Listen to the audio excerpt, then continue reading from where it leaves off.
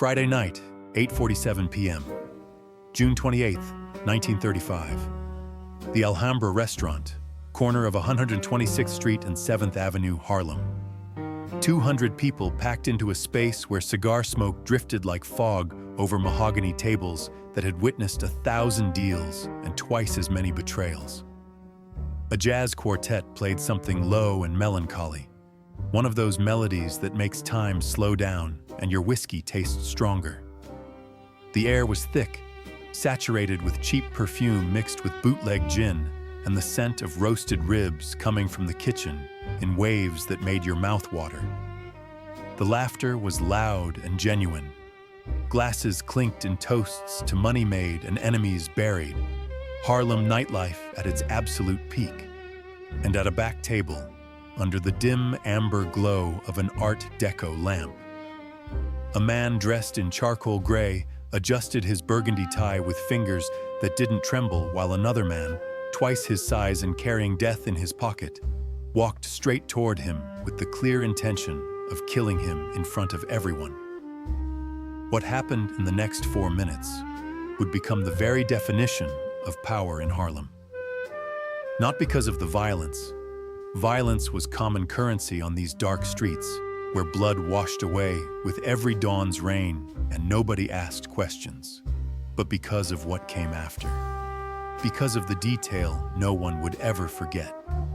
The moment when Bumpy Johnson, with another man's blood dripping from his pristine hands, sat back down in his chair, called the waiter in a calm voice as smooth as aged bourbon, and ordered spaghetti and meatballs, as if he'd just closed some ordinary business deal.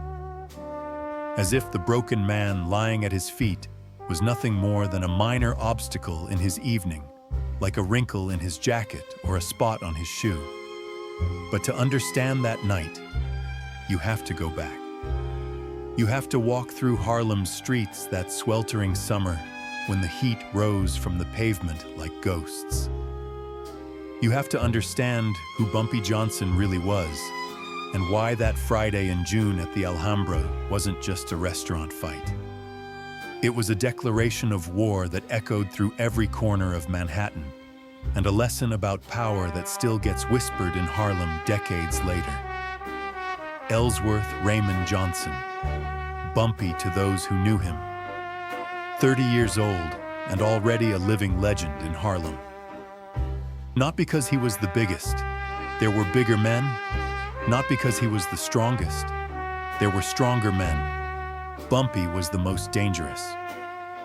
And there was a crucial difference between those concepts. Big men intimidate. Strong men dominate. But Bumpy Johnson did something different. Something that froze the blood of those who knew him. Bumpy calculated. He didn't fight with rage. He fought with cold mathematics. Every move was an equation solved before his opponent even thought to attack. Every strike had a purpose beyond physical damage. Thugs fight because they know nothing else. Warriors destroy because that's their nature. But Bumpy did something more sophisticated, more terrifying. He taught. And in 1935 Harlem, where violence was the only language everyone understood, Bumpy's lessons were permanent. They were carved into flesh and etched into the neighborhood's collective memory. He worked for Stephanie St. Clair, the legendary Queen of Numbers, a woman of exceptional brilliance who had built a lottery empire from absolutely nothing. In a world of violent men, she had used intelligence to become the most powerful woman in Harlem. Bumpy was her sharpened sword, her insurance against chaos, the living message she sent to anyone who thought Harlem was conquerable territory simply because it was black territory. And that summer of 1935, someone was trying to conquer it. His name was Dutch Schultz, and he was about to learn a lesson that would cost him everything. Arthur Flagenheimer, known as Dutch Schultz in the underworld, a German Jew from the Bronx who had climbed from selling illegal beer to controlling half of New York's underworld. He was ruthless, paranoid, and brilliant at dirty business, He wanted Harlem's numbers racket. He saw it as easy money falling from unguarded trees. Black territory, he thought with casual racism, meant minimal resistance. He figured sending in some thugs, cracking a few heads, and Harlem would fall like ripe fruit. He'd been sending men for months, dozens of them. Italian hitmen in expensive suits with chrome pistols, Irish bruisers who'd grown up fighting on the docks, violent collectors. But Bumpy and his team of 9 had been systematically eliminating them, one by one, 2 by 2, silently. Like pruning a garden, removing weeds. Bodies turned up in alleys, floated in the Hudson. Some simply vanished without a trace. Dutch Schultz was losing more than men. He was losing reputation. And when a man like Schultz loses reputation, he loses control. And when he loses control, he becomes dangerous. This time he didn't send a local thug. This time he called Chicago. A man who never failed. A man they called the Bull in the Midwest. Ulissiz Rollins, 6'2" of pure height, 240 pounds of dense muscle and scar tissue that told stories of fights other men hadn't survived. 11 confirmed homicides before his 25th birthday. Probably more that never got reported. In Chicago, they knew him for one particular trait that made him different from other hitmen. Once Rollins charged his target, nothing stopped him. Not desperate pleas, not police intervention, not the most basic common sense. He was like a storm. He didn't negotiate. He didn't get distracted. He simply destroyed everything in his path until the job was done. Schultz paid him $5,000 up front, the equivalent of what an average worker made in 2 years. 10,000 more if Bumpy Johnson stopped breathing forever. The instructions were crystal clear. Make it public. Make it loud. Make it in a way nobody can ignore. Let every numbers runner, every operator, every man working Harlem's lottery know what happens when they resist Dutch Schultz. Rollins arrived in New York on a rainy Tuesday. By Thursday, all of Harlem knew Dutch's new enforcer was in town, asking questions in the wrong bars, leaving his calling card in the form of barely veiled threats, and that he was hunting Bumpy Johnson with the determination of a man who'd never failed an assignment. But Harlem wasn't Chicago. Harlem wasn't the Bronx. Harlem wasn't territory that could be conquered with money and muscle. In Harlem, the streets had memory and eyes that never blinked. The shoeshine boys working corners since dawn. The newspaper vendors shouting the day's headlines. The women selling flowers by the theaters. The doormen sweeping sidewalks. The kids playing baseball with sticks and rag balls. They all worked for Bumpy. Not because he paid them. Not even because he ordered them to. They worked for Bumpy because Bumpy protected their neighborhood with a ferocity nobody else had. In a world where nobody protected black folks, where police looked the other way and politicians took the money without giving anything back, Bumpy was the only law they could trust, and that was worth more than any money. By Friday morning, Bumpy knew everything about Ulissiz Rollins. He knew which hotel he slept in. The Victoria, room 312. He knew what he ate for breakfast. Bacon, eggs, black coffee, no sugar.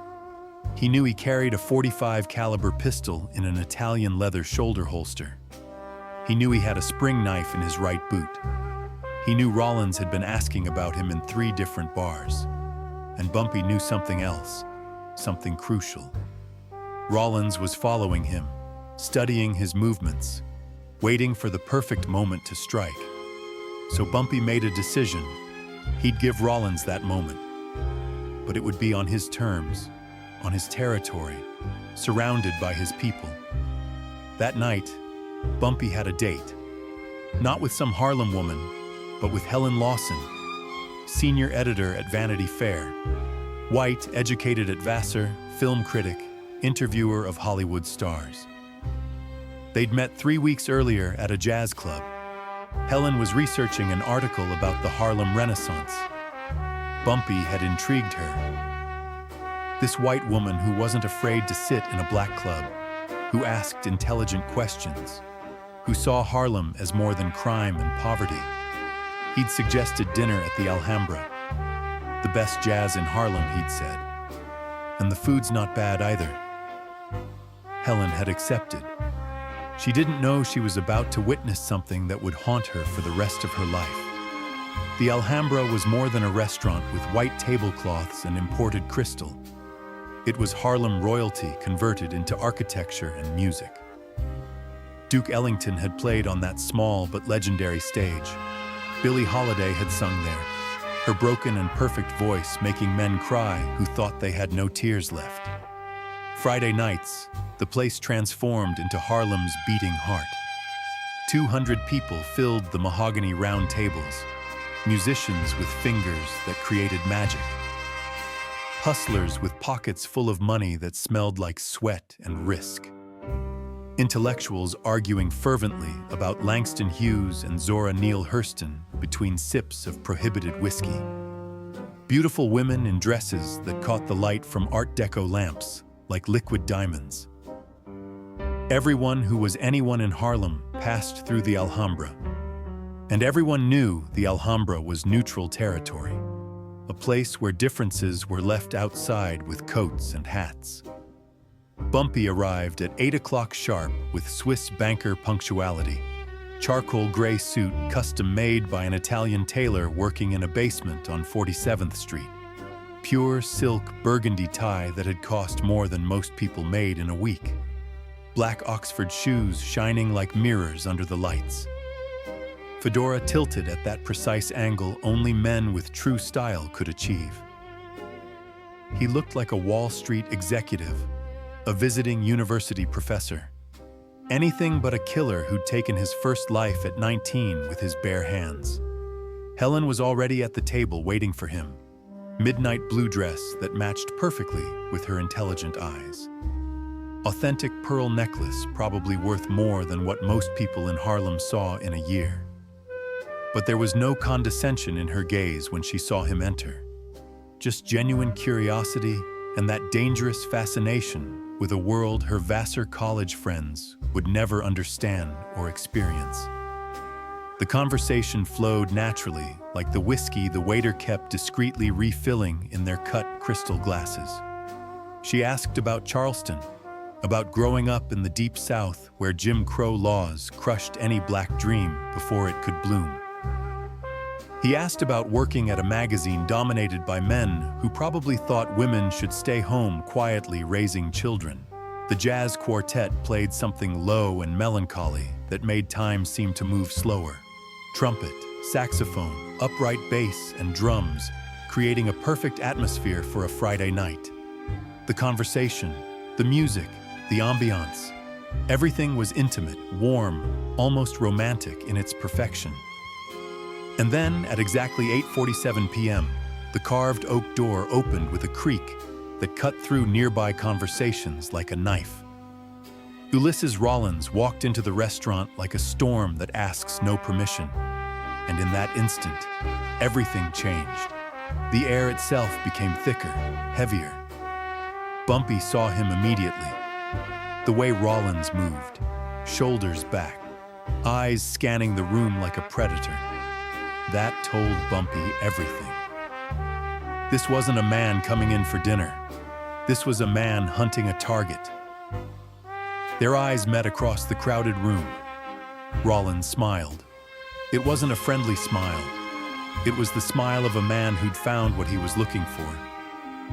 Helen noticed Bumpy's posture change. The relaxed gentleman she'd been talking to disappeared. In his place was something harder, colder. "Bumpy?" she asked. "Is something wrong?" "No," Bumpy said quietly, not taking his eyes off Rollins. "Everything's fine. Excuse me for just a moment." Rollins made his way through the tables, deliberately, taking his time. He wanted everyone to see this. This was the job Schultz had paid him for, a public execution. When he reached Bumpy's table, he stopped. He was standing. Bumpy was sitting. The power dynamic was clear, or so Rollins thought. "You Bumpy Johnson?" Rollins asked loud enough for nearby tables to hear. "Depends who's asking. Dutch Schultz sends his regards. Says you've been a problem. Says problems need solving." The quartet kept playing, but conversations around them were dying. People sensed something was about to happen. "Tell Dutch," Bumpy said calmly, "that Harlem already solved its problem with him. He just doesn't know it yet." Rollins laughed. Big words for a sitting man. That's when Bumpy noticed it. Rollins's hand was drifting toward his jacket, toward the pistol in his shoulder holster, and Bumpy made a decision. If Rollins drew that gun, innocent people would die. Helen, the musicians, the waiters. Bullets don't discriminate in a crowded room. So Bumpy moved first. It happened so fast most people didn't see the beginning, only the end. Bumpy's hand shot toward the table. Not toward Rollins, toward the table. In one fluid motion, he grabbed the steak knife beside his dinner plate. The knife was 6 inches long, serrated edge, sharp enough to cut through bone. Rollins saw the movement. His hand went for his gun, but Bumpy was already moving. He exploded from his chair with inhuman speed. The chair fell backward. Helen gasped, and Bumpy drove the knife forward. The first cut caught Rollins across the forearm as he drew his pistol. The gun clattered to the floor. The second cut opened Rollins's cheek. By the third cut, Rollins realized he wasn't fighting a man. He was fighting something else. Something that moved like water and struck like lightning. They crashed into a nearby table. Glasses shattered. Food flew. People screamed and scattered. But Bumpy didn't stop. Cut 4, cut 5, cut 6. Rollins tried to fight back. He was bigger, stronger, but Bumpy was faster. Every time Rollins threw a punch, Bumpy slipped it and the knife found flesh. Cut 12 caught Rollins in the ribs. Cut 18 opened his shoulder. By cut 24, Rollins was on his knees, and that's when Bumpy went for the eyes. Helen had moved away from the table, pressed against the wall with other terrified patrons, but she couldn't look away. She watched as Bumpy Johnson, the man who'd been discussing poetry 5 minutes earlier, methodically destroyed a man twice his size. The knife was an extension of Bumpy's hand. Every movement was precise, calculated. This wasn't rage. This was mathematics. Cut 25 caught Rollins above his left eye. The blade went deep. When Bumpy pulled it back, Rollins's eyeball came with it. Vision permanently destroyed. Rollins screamed, a sound Helen would hear in her nightmares for years. The entire restaurant had gone silent. Even the quartet had stopped playing. 200 people frozen in place. By cut 36, Rollins was a map of wounds, a study in crimson, a lesson carved in flesh about what happens when you underestimate Bumpy Johnson. And then Bumpy stopped. He stood up. Rollins was still on the floor bleeding, his face a mask of blood. He was conscious but broken, whimpering. And Bumpy, covered in blood that wasn't his own, did something nobody expected. He reached down and straightened his tie. The gesture was so calm, so deliberate, it sent a chill through every person in that room. This man had just destroyed another human being and was adjusting his wardrobe like he'd just finished a business meeting. Then Bumpy stepped over Rollins's body, not around it, over it.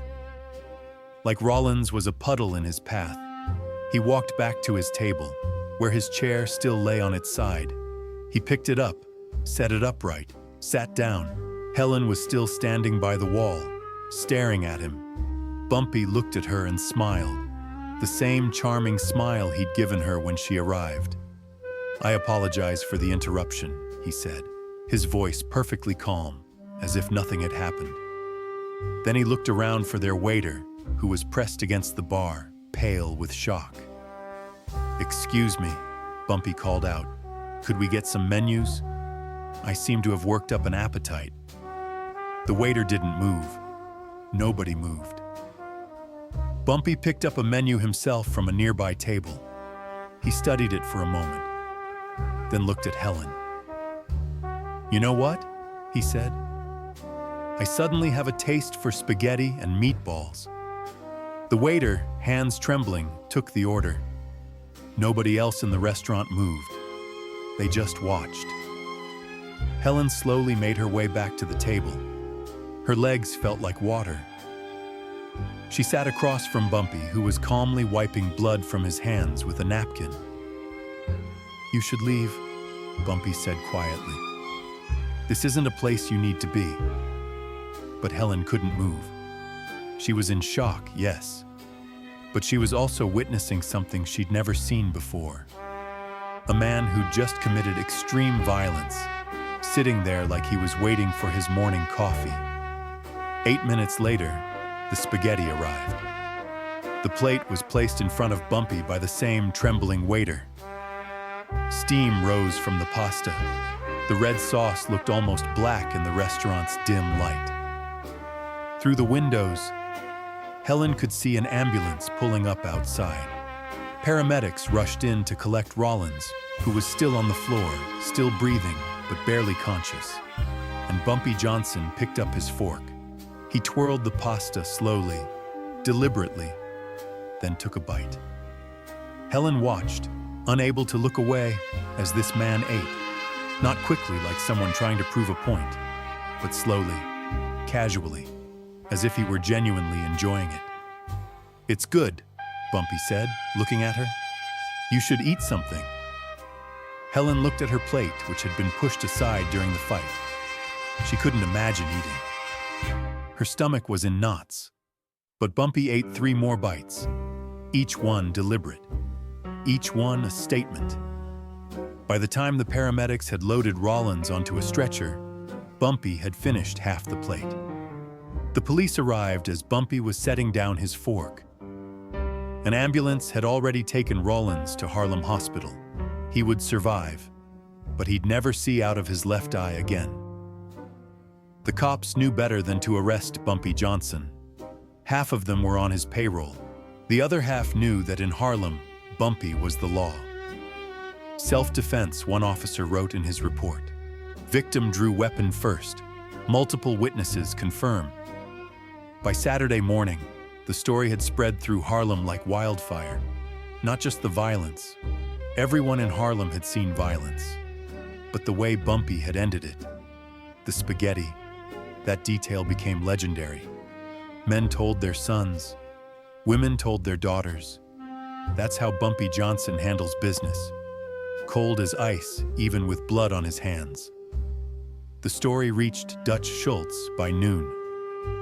Schultz was in his office at the Harmony Social Club in the Bronx when his lieutenant came in, white-faced. "Boss, Rollins is in the hospital." Bumpy Johnson cut him to pieces in a restaurant, took his eye out. Schultz put down his cigar. "Is Rollins dead?" "No." Then he failed. Schultz stood up and walked to the window. "You know what the problem is? We keep thinking we can intimidate these Harlem boys. We keep thinking if we send someone bigger, meaner, stronger, they'll back down. So what do we do?"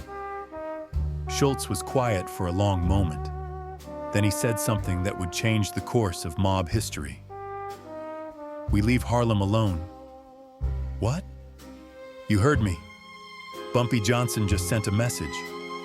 And the message is, Harlem's not for sale. We've lost 40 men trying to take that neighborhood. 40. And Johnson isn't even breathing hard."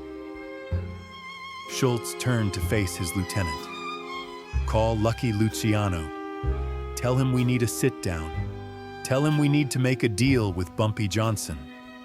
6 months later, Dutch Schultz would be dead, murdered on orders from Lucky Luciano. And Bumpy would negotiate the deal that would make him the godfather of Harlem. The first black man to sit at the table as an equal with the Italian mafia. But that Friday night in 1935, at the Alhambra Restaurant, Bumpy was just a man having dinner.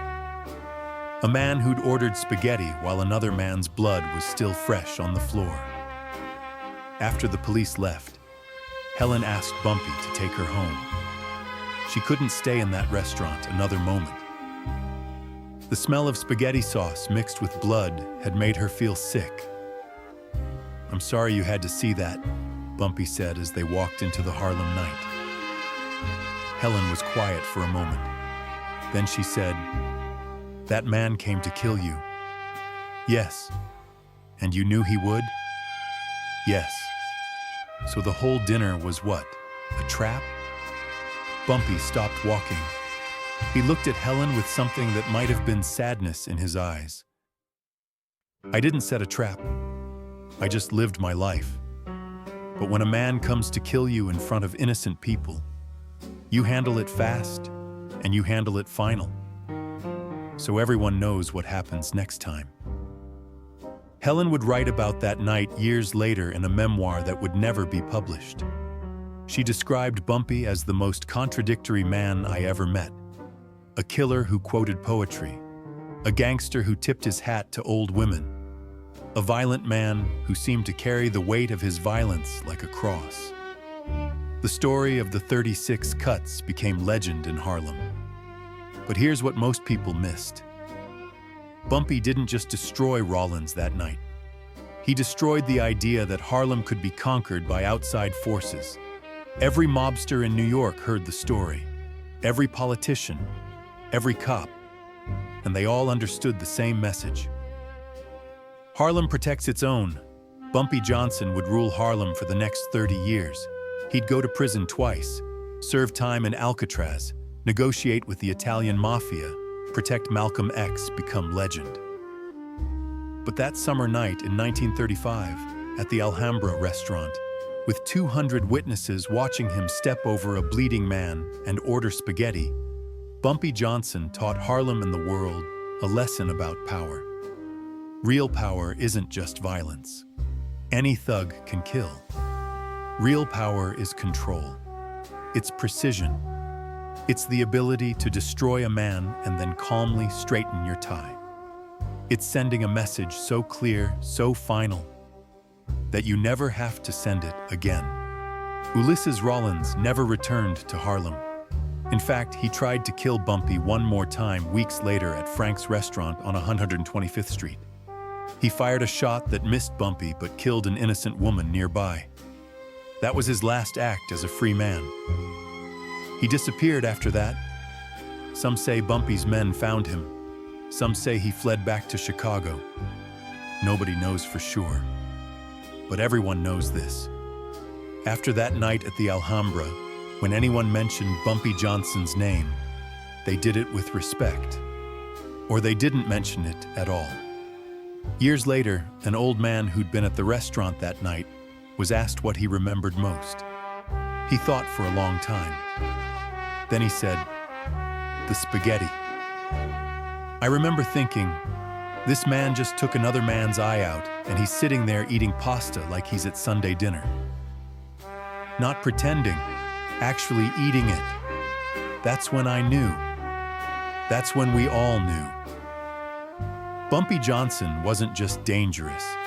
He was something else, something colder, something you don't forget. And that's the truth about legends. They're not born in the big moments. They're born in the small ones, in the details, in the way a man adjusts his tie, in the way he steps over a body, in the way he orders spaghetti. 36 cuts, one message, one legend. That was the night Harlem learned who Bumpy Johnson really was. Not just another thug, not just another gangster, but the king. And kings don't shout, don't threaten, don't need to prove anything. Kings simply are. And when they need to teach a lesson, they teach it once. So clear, so permanent, that words become unnecessary. Bumpy Johnson understood something most people never grasp. True power isn't about how much damage you can cause. It's about the control you maintain after causing it. The calm after the storm, the spaghetti after the blood.